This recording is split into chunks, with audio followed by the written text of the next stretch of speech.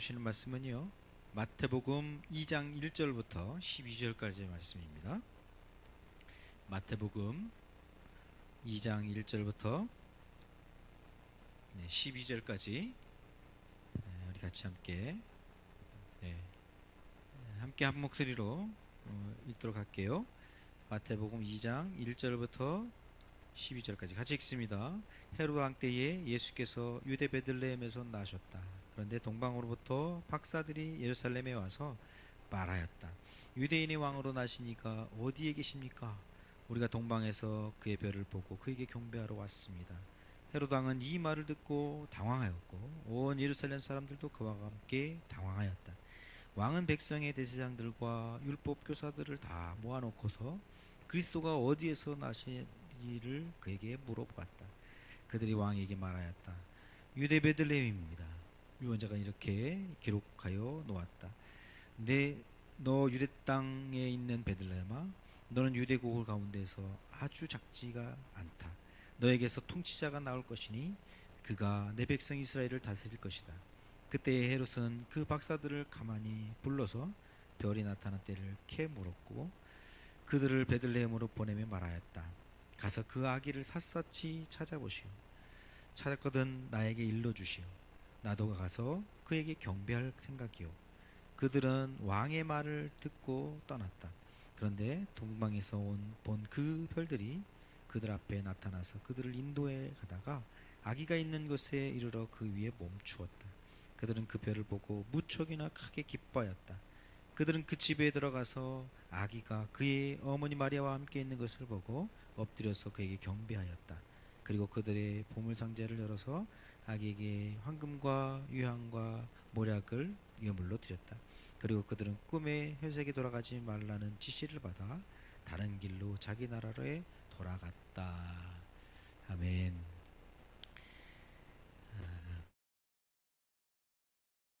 오늘은 우리 아기 예수님이 이 땅에 태어난 2000년 전에 태어난 날입니다. 우리가 생일을 축하하듯이 우리 예수님의 탄생도 우리가 축하하면서 기념하는 날입니다. 보통 우리 사람들도 매년마다 축하하면서 생일 잔치를 하잖아요. 그런데 우리 이 땅에 우리 구원하러 오신 예수님, 그분이 오신 것이 얼마나 큰 기쁨이고 얼마나 큰 축복입니까?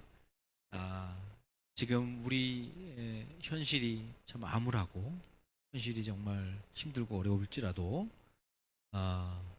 코로나라는 큰 위험으로 인해서 우리가 서로 축하하고 감사하고 막 즐길 수는 없을지라도 우리 마음 안에는 그리고 우리 각자 한 사람 한 사람 모두는 예수 그리스도의 탄생을 축하하면서 기뻐해야 할 것입니다. 이 시간 우리 함께 고백할까요? 예수 그리스도가 오셨다. 예수 그리스도가 오셨습니다. 네, 예수 그리스도가 오셨습니다. 이 고백을 우리 함께 합시다. 다시 한번 예수 그리스도가 오셨습니다. 다시 한번 예수 그리스도가 오셨습니다.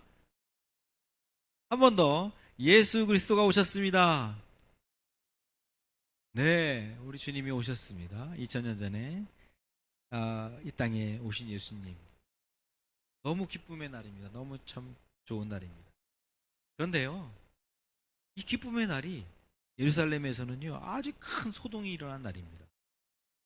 오늘 성경에 보면 이 소식이 예루살렘 사람들과 특별히 그 헤로드 왕에게는 너무도 놀라운 일이었습니다. 당황스러운 일이었다, 그렇게 이야기를 하고 있습니다. 왜 당황스러웠겠어요? 그 당시에 왕은 헤로드 왕이 있었거든요. 헤로드 왕이 있었는데 또 다른 왕이 태어났다 하는 소식이, 이게 너무 당황스러운 일이 된 것입니다. 네. 이 예루살렘에 있는 지금 백성들도 지금 왕이 있는데 왕이 태어났단 말이야? 하고 놀라운 일이 됐겠죠. 특히 헤롯은 자신이 지금 왕자리에 있었는데, 이 헤롯은요 아주 충격 가운데서 이 아기 예수가 나왔다는, 이 메시아가 났다는, 유대인의 왕이 났다는 소식은 이 헤롯에게는 너무너무도 충격적인 일이었습니다. 그래서 헤롯은 성경학자들에게 물어봅니다. 이 예언자들에게 물어봤다 그러는데 물어봐요. 이 헤롯은 딱 캐치를 하기를 유대인의 왕 그는 지금 현실적으로는 유대 왕이 태어날 수가 없어요. 왜냐하면 로마의 지배 압제하에 있었기 때문에 로마가 지정해주는 로마가 세우는 로마의 정부가 세우는 왕이 돼야 되는 거예요. 근데 갑자기 태어났다는 얘기는 뭐냐 하면 그 당시에 아주 이스라엘 백성들 유대인들에게 쭉 퍼져 있었던 메시아 사상 그리스도가 올 거다 하는 이런 기대와 그런 마음이 있었거든요. 그거를 헤롯도 알았던 거예요. 그래서 헤롯이 성경학자들을 불러서 성경에 메시아가 언제 난다고 하냐, 그리스도가 언제 난다고 하냐 라고 어디서 난다고 하냐 물어봅니다. 그래서 이 성경학자들은 미가서 5장 2절 말씀을 얘기합니다. 미가서 5장 2절 말씀 6절에 보면 너 유대 땅에 있는 베들레헴아 너는 유대 고골 가운데서 아주 작지가 않다. 너에게서 통치자가 나올 것이니 그가 내 백성 이스라엘을 다스릴 것이다. 어디서 태어난다 그래요? 베들레헴에서 태어난다고 얘기를 하는 것입니다. 왕이 태어날 거다. 그렇게 얘기를 하는 거예요. 이 사실을 미가 선지자를 통해서 성경학자들이 얘기하는 것입니다. 이 미가 선지자는 예수님이 태어나시기 700년 전의 사람입니다. 700년 전에 또 다른 예언자가 있었죠.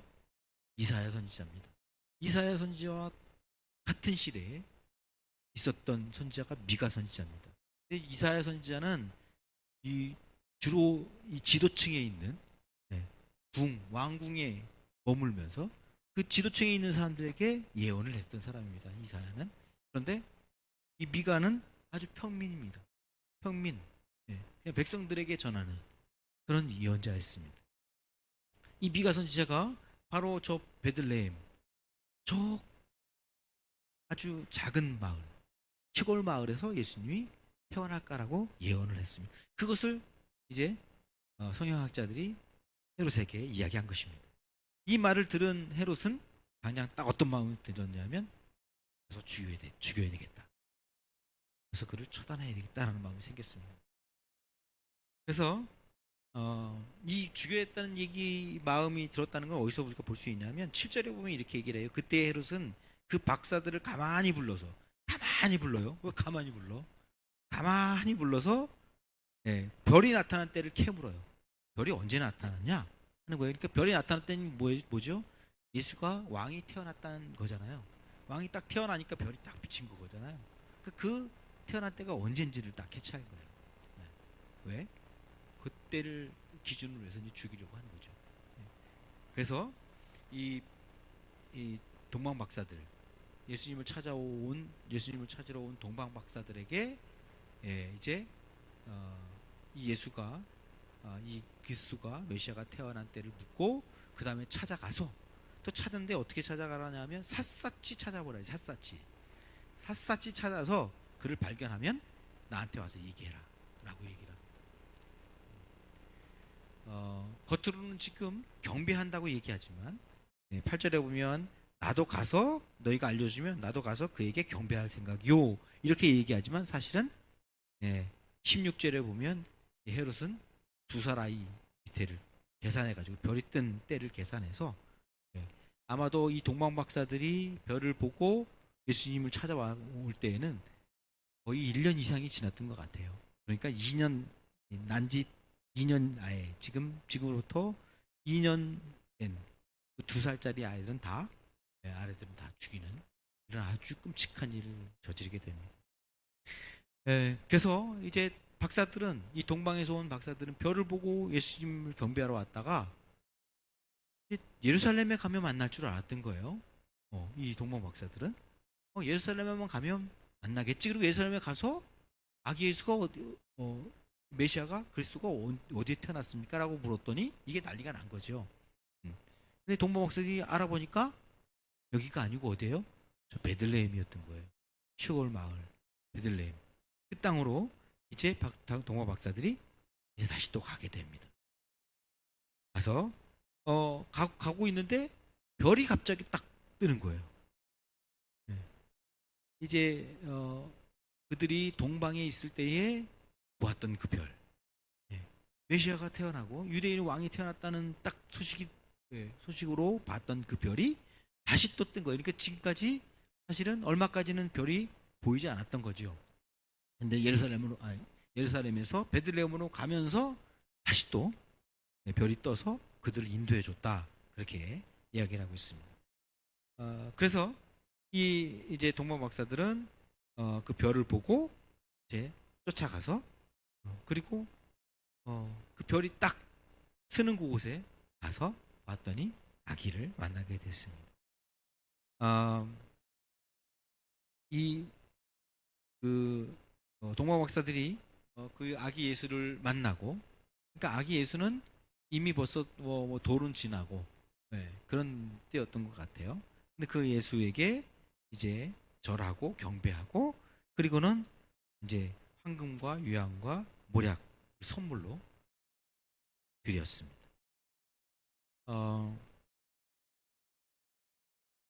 이 헤롯에게 이제 그렇게 경배하고 다시 돌아가면서 헤롯에게 알려주려고 했던 것 같아요. 알려주려고 했었는데, 근데 갑자기 밤에 꿈을 꾸는데 헤롯에게 돌아가지 마라. 그래서 이제 다른 길로 해가지고 이제 갔다. 이렇게 자기 나라로 갔다 그렇게 얘기하고 있습니다. 이게 바로 예수님의 탄생 이야기를 지금 해주고 있는 거거든요.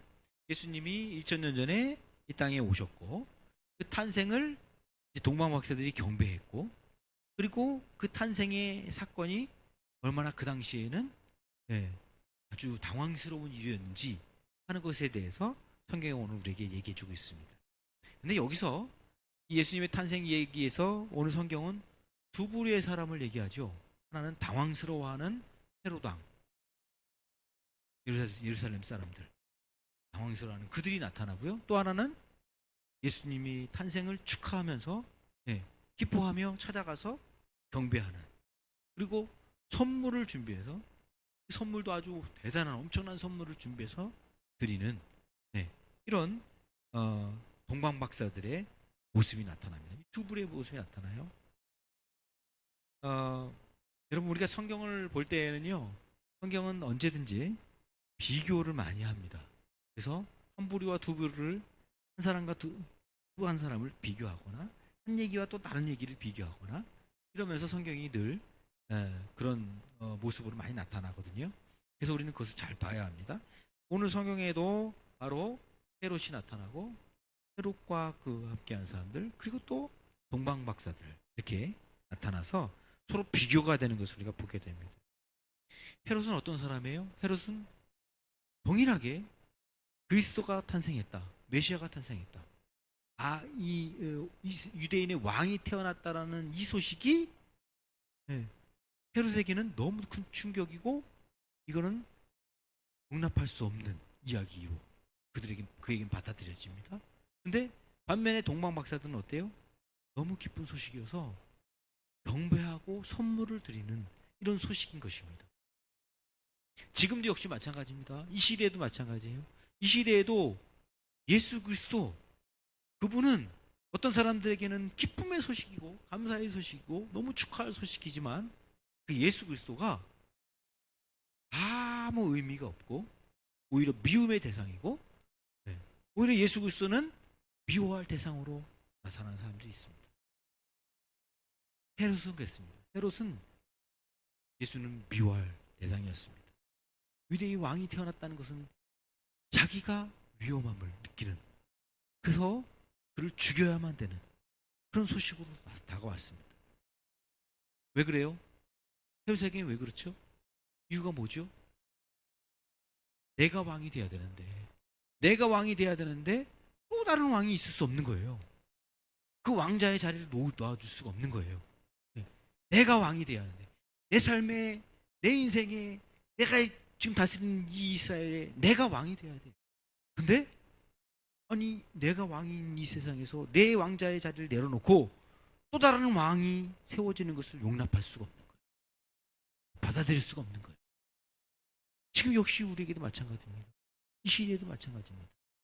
우리가 예수 그리스도를 믿는다는 것은 예수님이 내 인생의 주인이 되는 것입니다.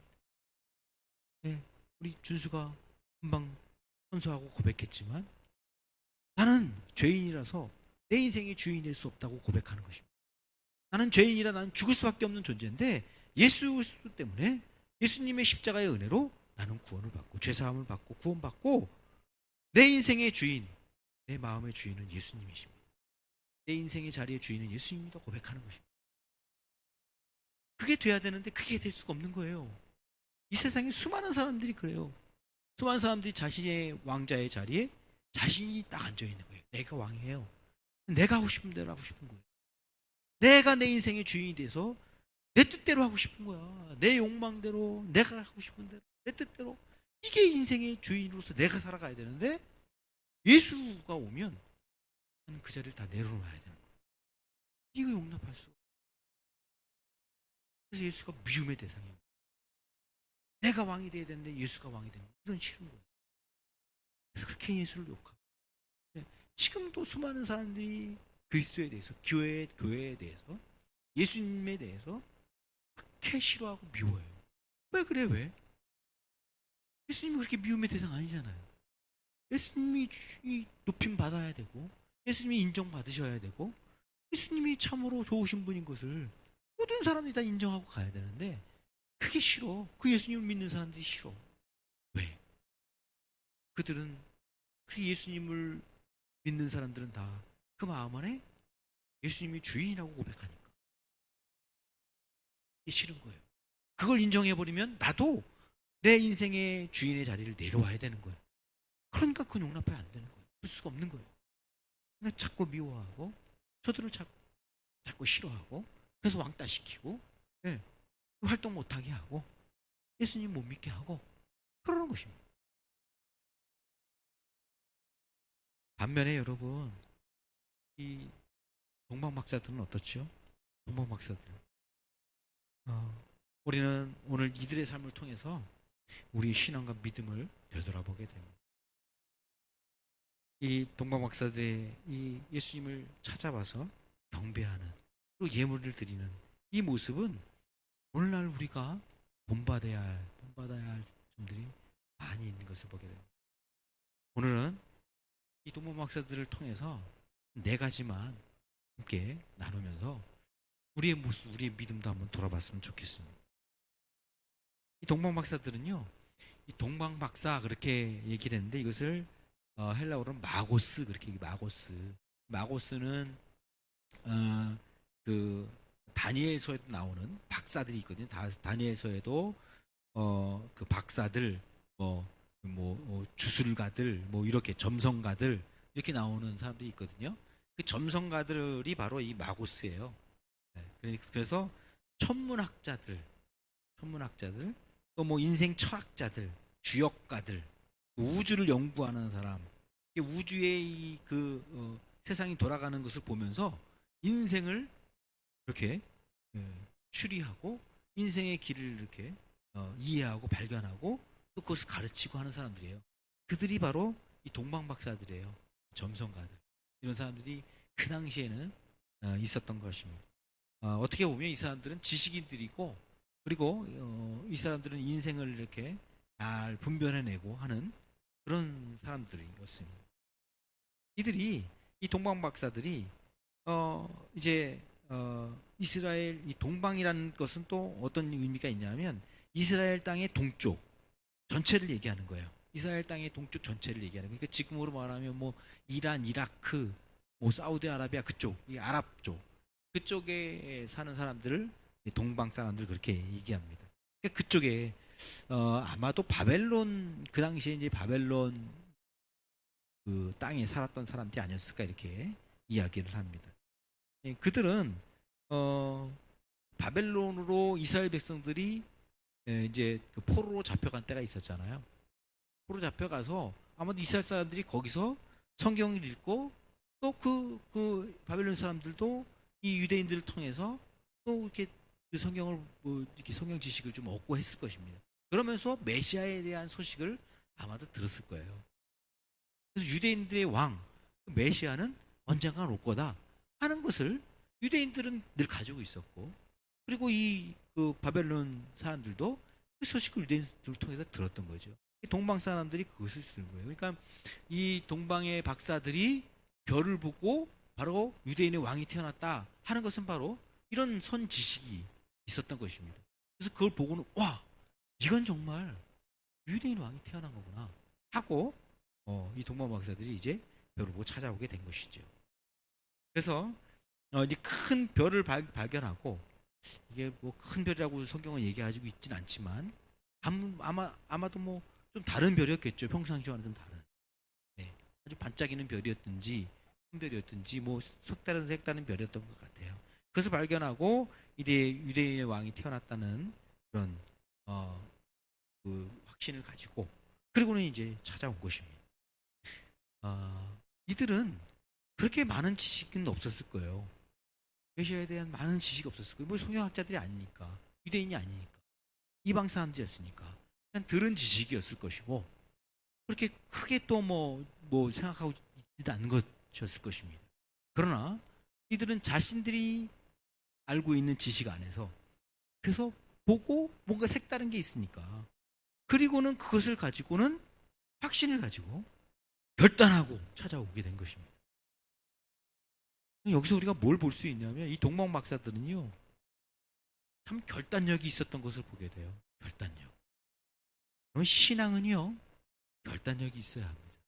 예수님을 경배하는 거, 예수님을 섬기는 거, 예수님을 믿는 것도 결단력이 있어야 합니다. 결단력이 없이 그냥 흐지부지하고, 결단력이 없이 늘 그냥 그렇게 살아가면 신앙생활이 될 수가 없습니다. 신앙생활은 결단입니다. 결단. 그래서 여러분, 이 동방 박사들은 뭔가 확실한 거 붙잡는 것도 아니에요. 뭐 대단한 지식으로 한 것도 아니에요. 그냥 조금의 지식, 그리고 뭔가 색다른 조금의 현상, 그걸 보고는 그냥 결단하고 그냥 찾아오는 거예요. 메시아를. 그분을 경배하러 오는 거예요. 그것도 황금과 뭐랄까 유향이라는 엄청난 보물을 가지고 경배하러 오는 거예요. 여러분, 이게 믿음입니다. 신앙은요, 우리가 다 알아서, 다 깨달아서, 다 뭔가 체험해서 믿는 게 아닙니다. 그건 누구나 다 믿죠, 그건. 그렇지 않겠어요? 아니, 뭐 다 깨달으면, 다 알면 누가 안 믿겠어? 다 믿지. 근데 신앙은 그렇지 않아요. 신앙은요, 조금만 알아도, 조금만 깨달아도, 조금만 내가 발견해도 그거 가지고 결단하고 믿는 거예요. 그래서 여러분, 우리가 부활하신 예수님, 예수님 부활하셨구나 하는 것이 확실하고, 그리고 또 예수님께서 그 예수님이 구원하신 백성들, 하나님의 사람들이, 믿음의 사람들이 살아가는 그 모습을 보면서, 야, 저들은 뭔가 믿음이 뭔가 있고, 정말 저들이 믿는 하나님이 계시구나, 저들이 믿는 예수님은 참 좋으신 분이구나 하는 걸 내가 알면 믿는 거예요. 믿기로 결단하는 거예요. 결단하고, 그 정도의 확신과 그 정도의 증거가 있으면 믿기로 그냥 결단하는 거예요. 결단이 중요합니다. 그래서 결단하고 믿고 나면, 그러면 그때 이후에 아직 내게 채워지지 못한 그런 증거들을 발견하게 될 겁니다. 깨닫게 될 것입니다. 믿음은 그런 것입니다. 믿음은 결단입니다. 결단. 그래서 저와 여러분이 조금만 어떤 그 하나님의 은혜가 있고, 작은 하나님의 어떤 능력이 나타나고, 기대의 확신이 있고, 주위 사람들을 보니까 참 좋은 일이 있다 그러면 믿음으로 여러분 결단하시고 믿음으로 여러분 살아가시기를 간절히 바랍니다. 두 번째는요, 또 이 동방 박사를 통해서 우리가 배울 수 있는 건 뭐냐면 희생이에요. 희생. 이들은 주역가, 뭐 점성가, 뭐 천문학자, 이런 사람들이니까 지금이나 그때나, 지금이야 뭐 교수, 뭐 박사 되면 아주 잘 사는 사람도 있지만, 지금도 뭐 교수가 돼도 시간 강사의 교수 뭐 이런 사람들이면 박사를 따고도 뭐 힘들게 살아가시는 분들, 뭐 지금은 이제 좀 이렇게 차이가 좀 있지만, 그러나 그 당시에도 학자들은 사실은 부유한 사람들, 그냥 평범한 사람 중에 하나였을 것입니다. 그런 그들이 지금 뭘 들고 오냐면 선물로 황금, 유향, 모략, 이런 것들은 아주 귀한 물건들이에요. 진짜 보물이에요. 보물을 선물로 가져오는 거예요. 이거는 엄청난 돈을 들여서 엄청난 물질을 들여서 지금 준비해 가지고 이 비싼 선물을 가지고 가는 거예요. 여러분 이것에는 이들의 희생이 담겨져 있는 거예요. 희생. 자신들의 모든 것을 다 바쳐서 희생해서 그래서 예수님 탄생하심을 축하하는 거예요. 기뻐하는 것입니다. 여러분 이들은요 먼 길을 가잖아요. 먼 길. 이 길이 아마도 1년은 됐던 것 같아. 찾아오는 길이 쉽지는 않았던 것 같아요. 그리고 어디를 가라는 것도 아니잖아요. 그냥 별을 보고는 그냥 간 거예요. 동방으로. 동방에서 예루살렘으로. 그냥 찾아간 거예요. 그냥 막연하게 찾아간 거예요. 예루살렘에서 태어났다는 것도 몰라. 어디서 태어난지도 모르고 이들은 그냥 그 현상만 보고 먼 길을 간 거예요. 그 먼 길을 갔으면 직업은 어떻게 했겠어요? 먹고 사는 건 어떻게 했겠어요? 자신의 생계는 어떻게 했겠어요? 가족은 어떻게 했겠어요? 다 포기한 거예요. 다 내려놓고. 그러니까 이들이 지금 시간도 물질도 모든 걸 또 다 내려놓고 오직 그 예수께 경배하고 선물을 드리려고 찾아가는 거예요. 큰 희생이 담겨져 있어요. 엄청난 희생이 담겨져 있어요. 여러분 우리의 신앙과 믿음도 마찬가지입니다. 예수님을 믿고 예수님을 경배하고 예수님을 예배하고 하는 이 삶은요 희생이 들어가야 돼요. 희생이 없는 믿음, 희생이 없는 신앙 없습니다.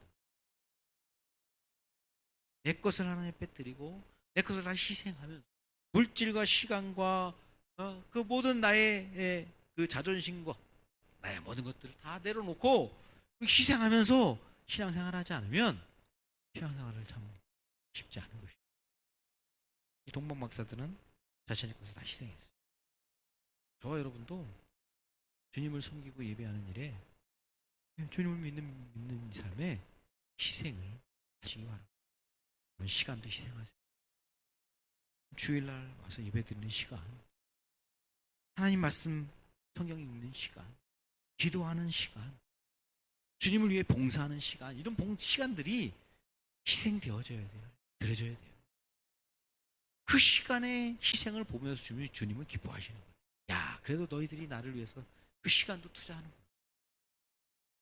우리가 우리의 삶을 위해서, 내 먹고 사는 것 위해서, 내 가족을 위해서, 나 행복을 위해서 다 투자하잖아요. 그 중에서 우리는 주님을 위해서 시간을 투자하는 거예요. 물질도 투자하는 거예요. 물질도 헌금도 하는 거예요. 하나님의 헌신하여 드릴 건 드리고 11조도 드리고 감사할 땐 감사헌금도 드리고 또 교회에 또 필요한 물질이 있으면 또 가난한 사람들이 있으면 또 돕고 하면서 우리가 희생하며 드려야 돼요.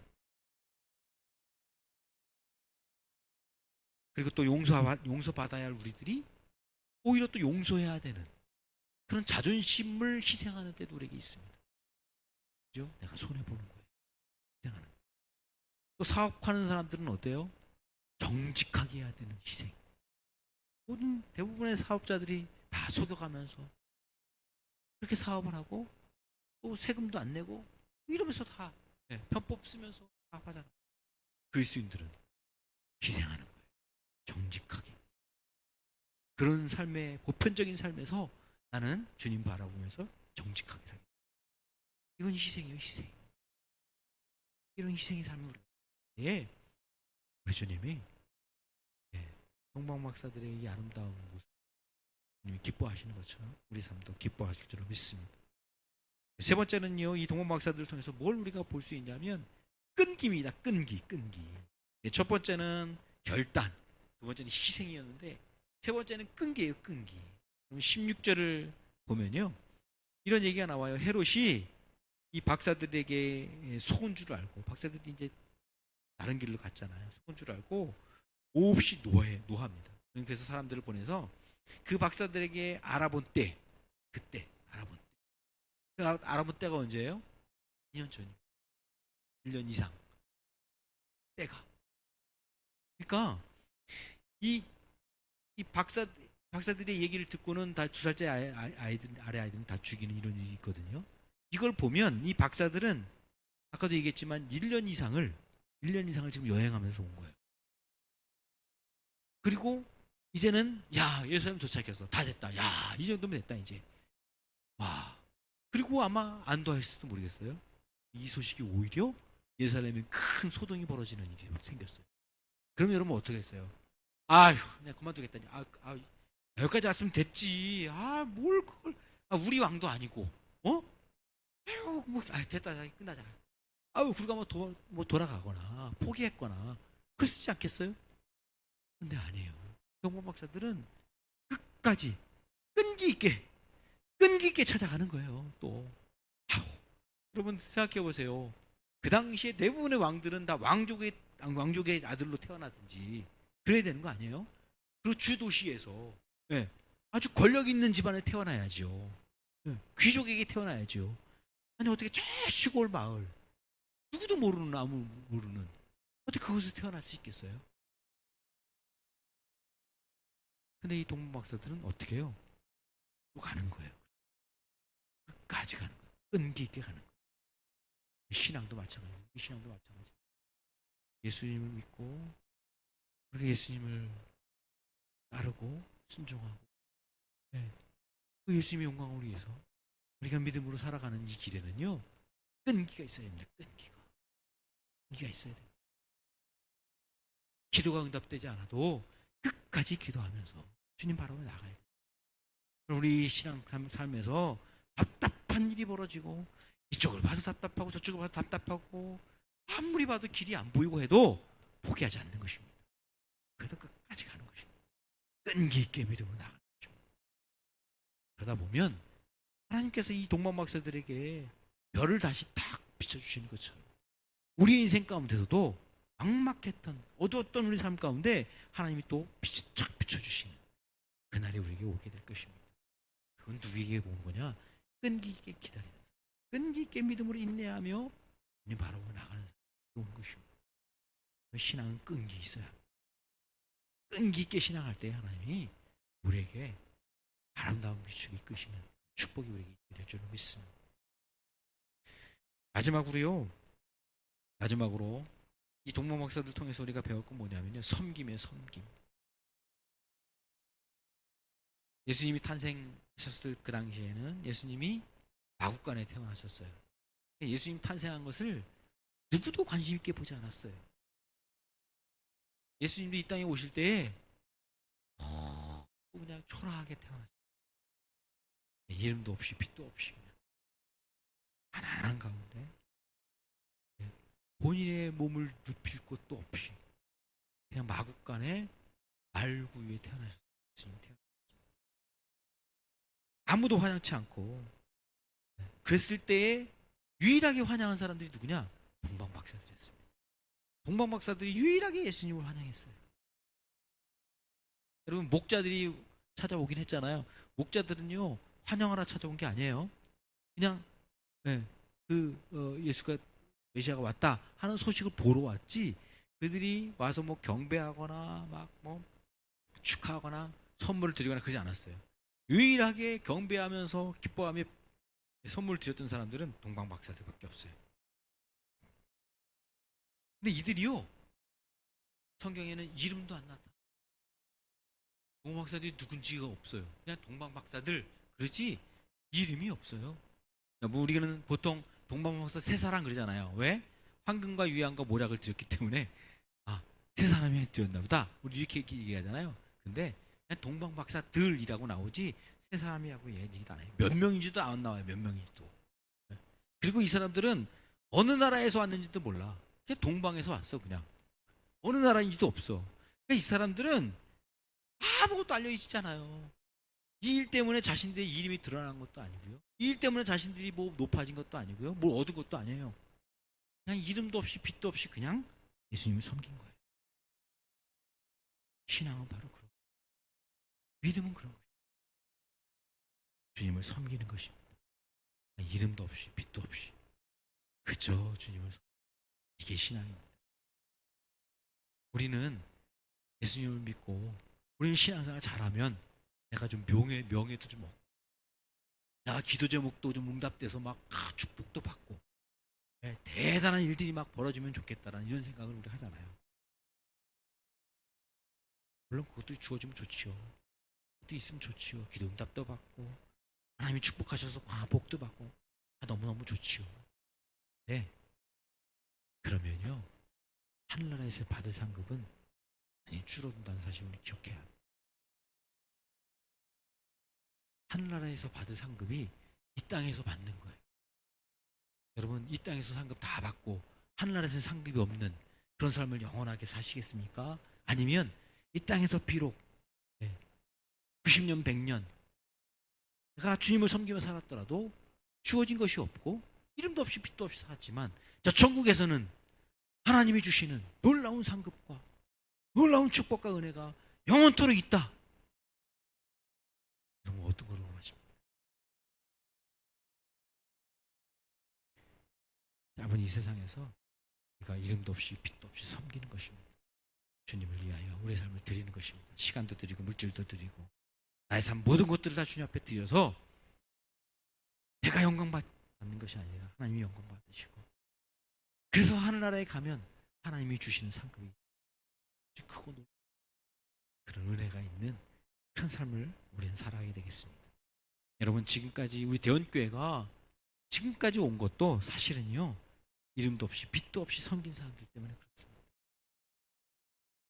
그냥 묵묵히, 이름도 없어요, 상도 없어요, 인정받는 것도 없어요, 알아주는 것도 없어요. 그러나 그럼에도 불구하고 묵묵히 하나님이 있으라고 온 그곳에서 이 대원교회에서 기도하면서 날마다 새벽마다 와서 기도하고 묵묵히 그냥 앉아서 하나님을 섬기고,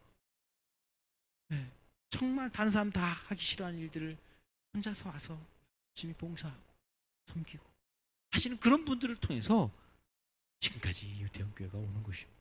하나님의 나라는 그런 사람들 통해 이루어지는 것입니다.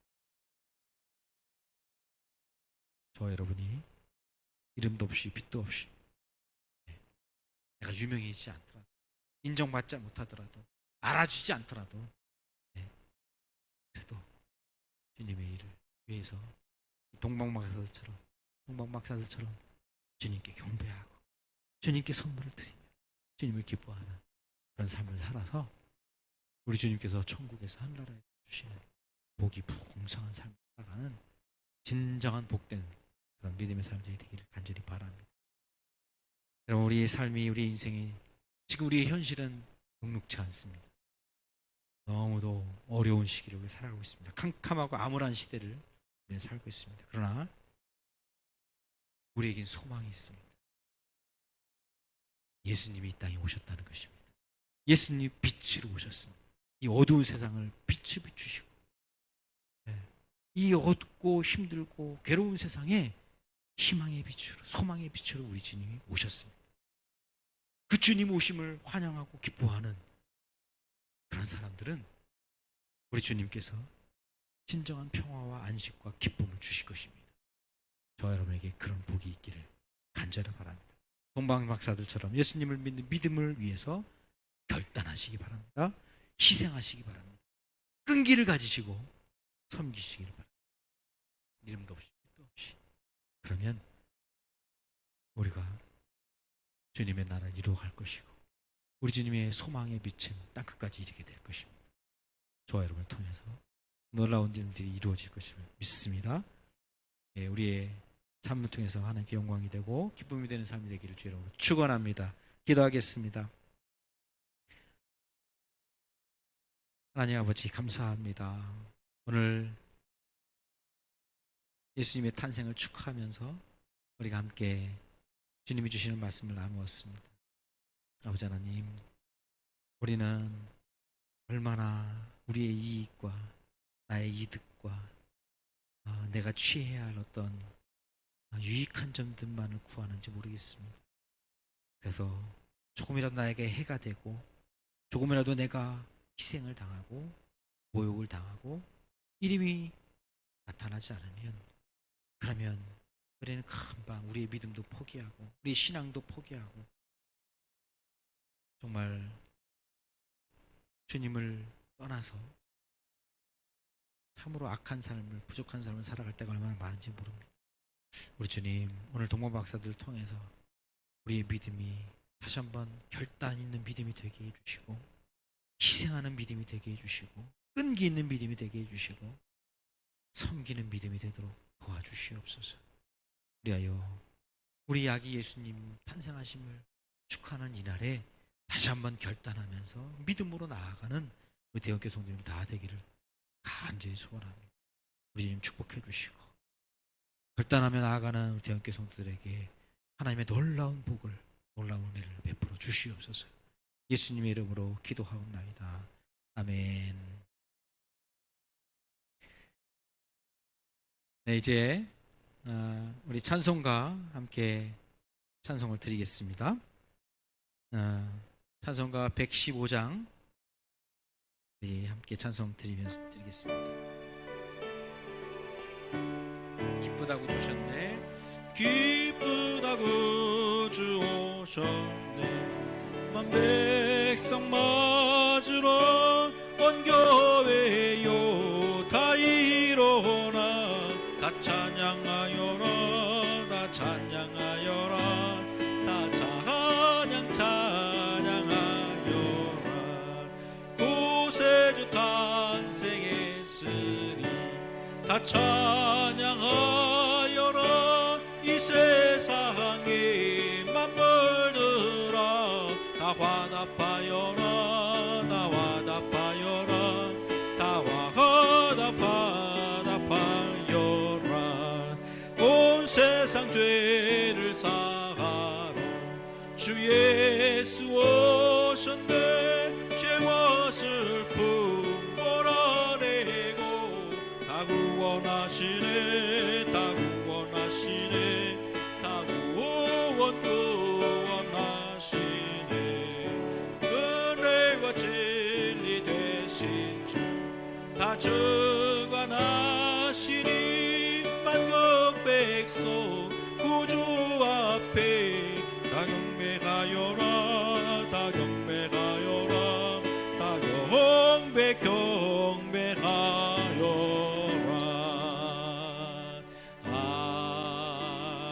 아멘.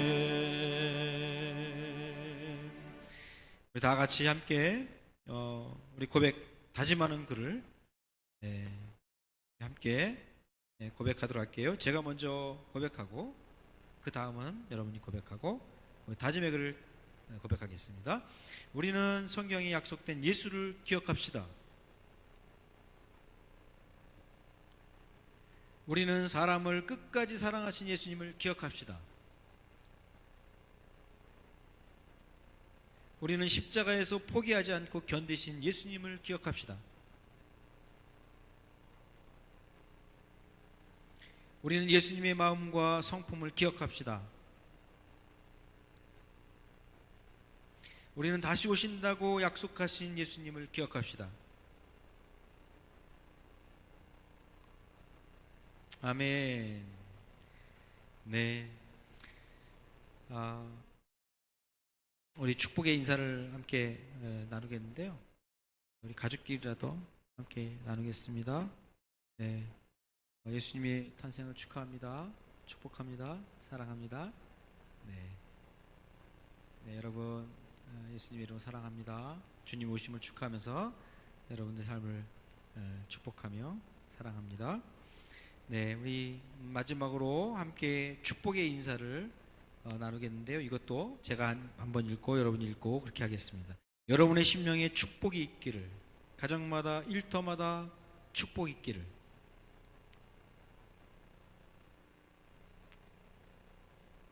마음의 슬픔과 고통과 상처 입은 이들에게 위로 있기를.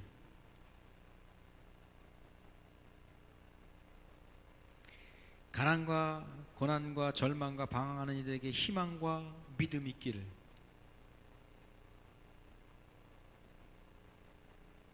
아멘.